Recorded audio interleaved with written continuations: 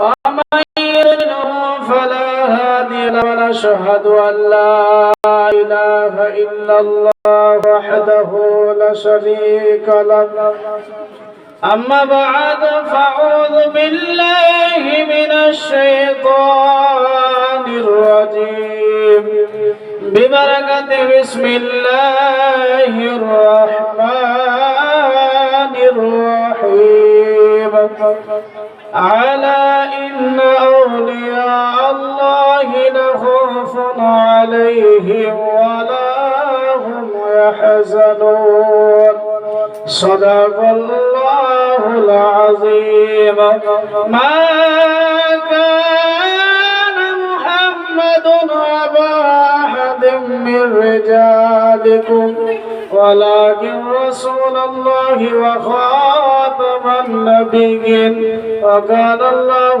بكل شيء عليما إن الله وملائكته يصلون على النبي يا أيها الذين آمنوا صلوا عليه وسلموا تسليما اللهم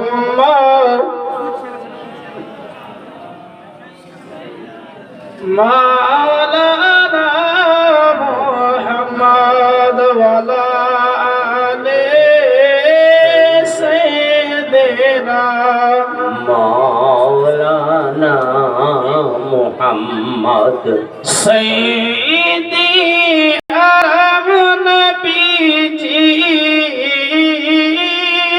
سيدي أرم نبيجي آخر زمانہ امت کے دورے دے نبی دلین ربنا جرمنا سبحان اللہ سیدی علم نبی جی سیدی علم نبی جی آخری زمانہ امت کے دورے دے نبی دلین ربنا عرب روئے ناری কত রয় তারা আশা করে হইল গত আর ধন্য হলে যাকে ধন্য হলে যাকে আম্মায়া বিনা সুবহানাল্লাহ নবীর মহব্বতে আরেকটু জোরে বলুন সুবহানাল্লাহ আরে ধন্য হলে যাকে আম্মায়া বিনা উম্মত কে দরে দে নবী দিলেন রব্বানা আল্লাহুম্মা সাল্লি আলা সাইয়্যিদিনা মাওলানা মুহাম্মদ ওয়া আলা আলিহি সাল্লাল্লাহু আলাইহি ওয়াসাল্লাম আলহামদুলিল্লাহ আলহামদুলিল্লাহ যাবতীয় তারিফ ও প্রশংসা আছে মহান রব্বুল আলামিনের জন্য যিনি অক্ষয় অব্যয় নিরঞ্জন শারীক আল্লাহ যিনি আজ আমাকে আপনাকে অনেক গ্রাম থেকে বাছাই ছাঁটাই করে নিয়ে আজ গাউসে আজম রাদিয়াল্লাহু তাআলা আনহুর আজ উরুস মুবারকে বসার তৌফিক আতা করেছে যে মহান রব্বুল আলামিন আল্লাহ পাক আল্লাহ তাআলা আসমানকে বিনা খাটি খাম্বা দ্বারা ঝুলিয়ে রেখেছে এই জমিনকে বিছানা স্বরূপ বিছিয়ে রেখেছে সে মহান রব্বুল আলামিন শুকরিয়া জ্ঞাপন করে সকলে বলুন আলহামদুলিল্লাহ তারপরে পরে আকায়ে নামদার মাদানে দাসদার জিনার নাম আসমানে আহমদ জমিনে মুহাম্মদুর রাসূলুল্লাহ সাল্লাল্লাহু তাআলা আলাইহি ওয়াসাল্লামের প্রতি দরুদ ও সালাম বর্ষিত নাজিল হোক যে নবী সৃষ্টি না হলে আজ নদী নালা সৃষ্টি হতো না যে নবী সৃষ্টি না হলে আজ গাছপালা সৃষ্টি হতো না যে নবী সৃষ্টি না হলে আজ আমরা মানব জাতি সৃষ্টি হতাম না এক কথায় 18,000 মাখলুকাত সৃষ্টি হতো না যে রাসূল পাক সাল্লাল্লাহু তাআলা আলাইহি ওয়াসাল্লামের প্রতি দরুদ ও সালাম বর্ষিত হোক। সকলে বলেন একবার উচ্চ স্বরে আল্লাহুম্মা আমিন। আল্লাহ পাক আল্লাহ তাআলা মহান গ্রন্থ কোরআনের মধ্যে বলতে আছেন, একটু আয়নাল হক, তুমি যেখানেই থাকো স্টেজে একটু এসো, একটু কথা আছে, তুমি তাড়াতাড়ি স্টেজের মধ্যে এসো। বাবাজি মুসলমান আব্বাজি সোনামানিকেরা, আল্লাহ পাক আল্লাহ তাআলা মহান গ্রন্থ কোরআনের মধ্যে জানিয়ে দিলেন, জালিকাল কিতাবুল লা রাইবা ফি, এটা এমন একটি গ্রন্থ যে গ্রন্থের মধ্যে ভুল তো দূরের কথা সন্দেহ করা যাবে না। জোরে বলুন সুবহানাল্লাহ। এই নির্ভুল নির্ভেজাল কোরআন হইতে আমি একটি মারুফ ও মাশহুর আয়াতে কারিমা তেলাওয়াত করেছি। আল্লাহ পাক আল্লাহ তাআলা আরেক জায়গায় বলতে আছে, আলা ইন্না আউলিয়া আল্লাহি লা খাউফুন আলাইহিম ওয়া লা হুম ইয়াহজানুন। জোরে বলুন সুবহানাল্লাহ। আল্লাহ পাক আল্লাহ তাআলা বলতে আছে, আলা সাবধান হয়ে যাও, হুঁশিয়ার হয়ে যাও, ইন্না আউলিয়া আল্লাহি লা খাউফুন আলাইহিম ওয়া লা হুম ইয়াহজানুন। যিনারা আল্লাহর বন্ধু হয়ে যায়, যিনারা আল্লাহর দোস্ত হয়ে যায়, তাদের না থাকে ইহ জগতে ভয়, না থাকে পর জগতে টেনশন। জোরে বলুন সুবহানাল্লাহ। আল্লাহর ওলি কেমন হবে? আজ আমরা যে ওরস মোবারকে আমরা যে জায়গাতে আমরা একত্রিত হয়েছি, আমাদের প্রত্যেকের একটি উদ্দেশ্য আছে। আজ হযরতে আব্দুল কাদের জিলানী গিলানী রাহমাতুল্লাহ আলাইহির ওরস মোবারক, তাই না? আমরা তার জন্য আজ এই জায়গাতে একত্রিত হয়েছি। বলেন তো, যদি পিতা মাতা ভালো হয় তবে তার সন্তান ভালো হবে, তাই না? আর যদি আটা ভালো হয় তাহলে রুটি ভালো হবে, তাই না? তো হযরতে আব্দুল কাদের জিলানী গিলানী রাহমাতুল্লাহ আলাইহি পিতাকে ছিলেন, কেমন ছিলেন? ফরজগার কেমন ছিলেন? আল্লাহ পাক আল্লাহ তাআলার ইবাদত কেমন করতেন? আল্লাহ পাক আল্লাহ তাআলাকে ভয় কেমন করতে দেখুন।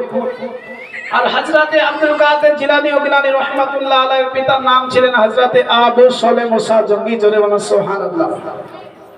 হযরতে আবু সালেহ মুসা জঙ্গি রাদিয়াল্লাহু তাআলা আনহু আল্লাহকে কত ভয় করছে দেখুন। হযরতে আবু সালেহ মুসা জঙ্গি রাদিয়াল্লাহু তাআলা আনহু বাবাজি নদীর কিনারায় বসে আছেন।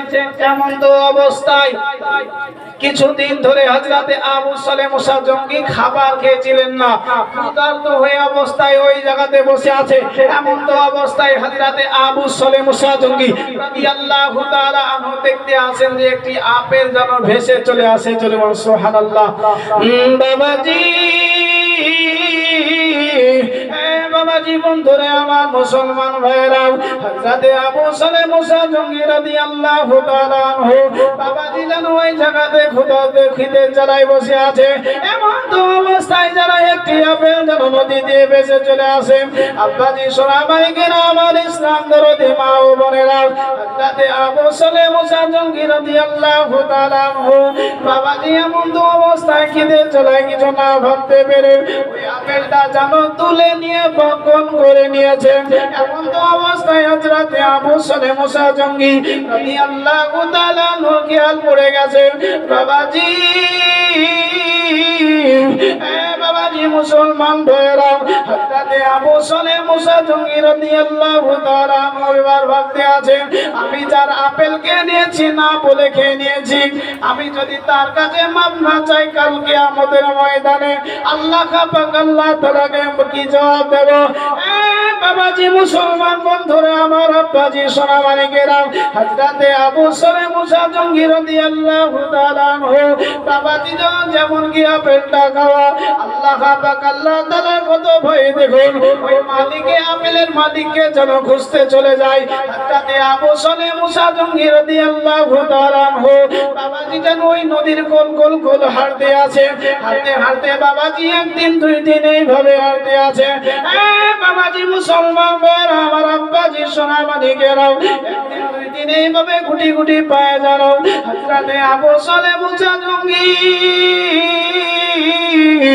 রাদিয়াল্লাহু তাআলা আনহু বাবাজি যেন হাঁটতে হাঁটতে চলে যায়। যেতে যেতে কিছুদিন পথ অতিক্রম করার পরে দেখতে আছে নদীর পাশে যেন একটি আপেল গাছ দেখা যায়। জোরে বলুন সুবহানাল্লাহ।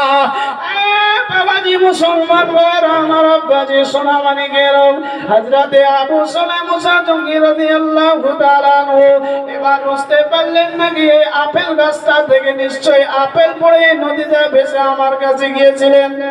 বাবাজি আমার মুসলমান ভাইরা হযরতে আবু সালে মুসা জঙ্গি রাদিয়াল্লাহু তাআলা আনহু আপেল গাছটার দিকে দৃষ্টি যখন নজরটা তাকালেন, নজরটা ফেললেন, এমন তো অবস্থায় দেখতে আছে ওই আপেল গাছটায় যেন অনেক সুন্দর সুন্দর আপেল আছে, আর ওই আপেল গাছ থেকে একটি একটি করে আপেল পড়তে আছে, আর ওই নদীতে যেমন কে পড়ে ওই নদীর সাথে সাথে ওই দিকে হযরতে আবু সালে মুসা জঙ্গি রাদিয়াল্লাহু তাআলা আনহু যেই জায়গাতে বসেছিলেন ওই দিকে চলে যাচ্ছে। এবার হযরতে আবু সালে মুসা জঙ্গি রাদিয়াল্লাহু তাআলা আনহুর ডাউট থাকলো না, ডাউট ক্লিয়ার হয়ে গেল। এই আপেলটা আমি যে গাছ থেকে খেয়েছিলাম এই আপেলটা হলো এই গাছেরই। জোরে বলুন সুবহানাল্লাহ। হযরতে আবু সালে মুসা জঙ্গি রাদিয়াল্লাহু তাআলা আনহু যখন বুঝতে পারলেন এমন তো অবস্থায় হযরতে আবু সালে মুসা জঙ্গি তার যে গাছের মালিকের কাছে গেলেন। বাবাজি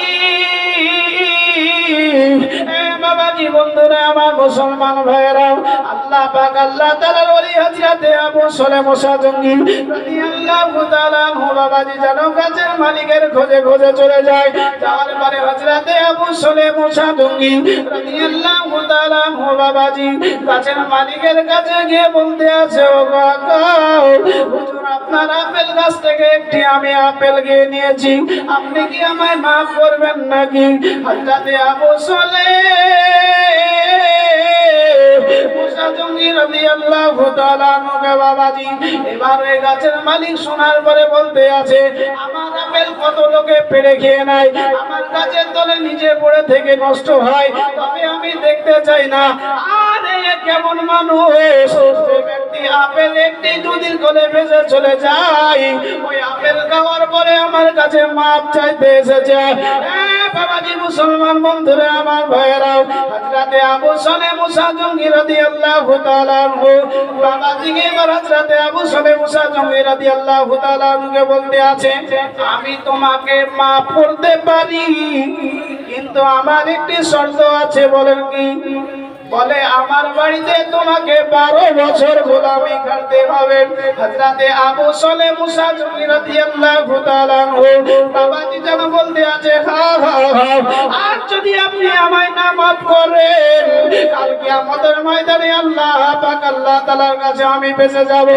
এই বলে আব্বাজি সুরাবাড়ি গানা আমার মুসলমান ভাইরা হযরতে আবু সালে মুসা জঙ্গি বলতে আছে, আমি আপনার শর্তেতে রাজি আছি। জোরে বলুন সুবহানাল্লাহ।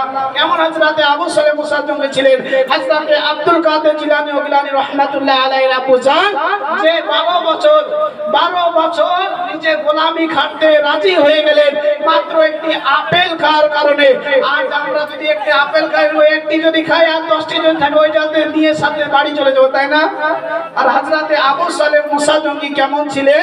একটি আপেল খাওয়ার কারণে ওই গাছের মালিকের কাছে গিয়ে বলতে আছে, আপনি আমার মাফ করে দেন।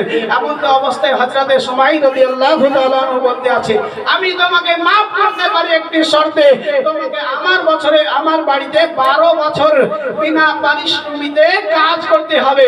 হযরতে আবু সালে মুসা জঙ্গি রাদিয়াল্লাহু তাআলা আনহু রাজি হয়ে গেলেন। জোরে বলুন সুবহানাল্লাহ। বাবাজি বাবাজি মুসলমান বন্ধুরে আমার ভাইরা হযরতে আবু সালে মুসা জঙ্গি রাদিয়াল্লাহু তাআলা আনহু বাবাজি বাড়ির যত কাজ আছে একদিন 2 দিন 1 বছর 2 বছর করতে করতে বাবাজি যেন 12টা বছর পার করে দিলেন। জোরে বলুন সুবহানাল্লাহ। বাবাজি মুসলমান ভাইরা আমার আব্বাজি সোনামানিকেরা হযরতে আবু সালে মুসা জঙ্গি রাদিয়াল্লাহু তাআলা আনহু বাবাজি যখন 12 বছর অতিক্রম করে দিলেন এমন অবস্থায় বলতে আছে, ওগো সুমাইর রাদিয়াল্লাহু তাআলা আনহু এবার তো আমাকে maaf করে দেবেন নাকি? হযরতে আবু সালে মুসা জঙ্গি রাদিয়াল্লাহু তাআলা আনহুকে বলতে আছে, হ্যাঁ তোমাকে আমি maaf করে দিতে পারবো, maaf করে দেব, কিন্তু আরেকটি শর্ত আছে। হযরতে আবু সালেহ মুসা জঙ্গি রাদিয়াল্লাহু তাআলা আনহু বলতে আছে, বলেন আপনার শর্তটা কি? বলতে আছে, আমার কন্যাকে তোমাকে বিয়ে করতে হবে। জোরে বলুন সুবহানাল্লাহ। বাবাজি মুসলমান বন্ধুরা, আমার ভাইয়েরা, আমার আল্লাহ পাক আল্লাহ তাআলার ওলি হযরতে আবু সালেহ মুসা জঙ্গি রাদিয়াল্লাহু তাআলা আনহু বললেন, হ্যাঁ হ্যাঁ হ্যাঁ, আমি আপনার কন্যাকে বিবাহ করতে রাজি আছি। হযরতে আবু সালেহ মুসা জঙ্গি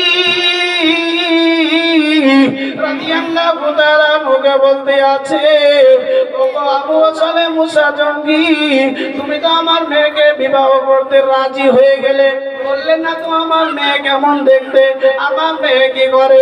বলতে আচ্ছা, আমার মেয়ে দুই পায়ে চলতে পারে না, তুমি কি বিয়ে করতে রাজি আছো নাকি? হযরতে আবু সালেহ মুসা জঙ্গি রাদিয়াল্লাহু তাআলা বাবাজি বলতে আছে, হ্যাঁ হ্যাঁ হ্যাঁ, আমি আপনার মেয়েকে কন্যাকে বিবাহ করতে রাজি আছি। হযরতে আবু সালেহ মুসা জঙ্গি রাদিয়াল্লাহু তাআলা বলতে আছে, আমার কন্যা যেন দুই কানে শুনতে পায় না, আমার কন্যা যেন চলতে পারে না, আমার কন্যা যেন হাতে কোনো কাজ করতে পারে না, আমার কন্যা যেন কালো কালারে দেখতে, তুমি কি আমার কন্যাকে বিবাহ করবে? বাবাজি মুসলমান বন্ধুরে, আমার আব্বাজি সোনামানিকেরাও, হযরতে আবু সালেহ মুসা জঙ্গি রাদিয়াল্লাহু তাআলা বলতে আছে, হ্যাঁ হ্যাঁ হ্যাঁ, আমি আপনার কন্যাকে বিবাহ করে নেব, কিন্তু একটি শর্ত আমাকে আপনি মাফ করে দেবেন। জোরে বলুন সুবহানাল্লাহ। কত ইমানদার ছিলেন, আল্লাহ পাক আল্লাহ তাআলাকে কত ভয় করতেন।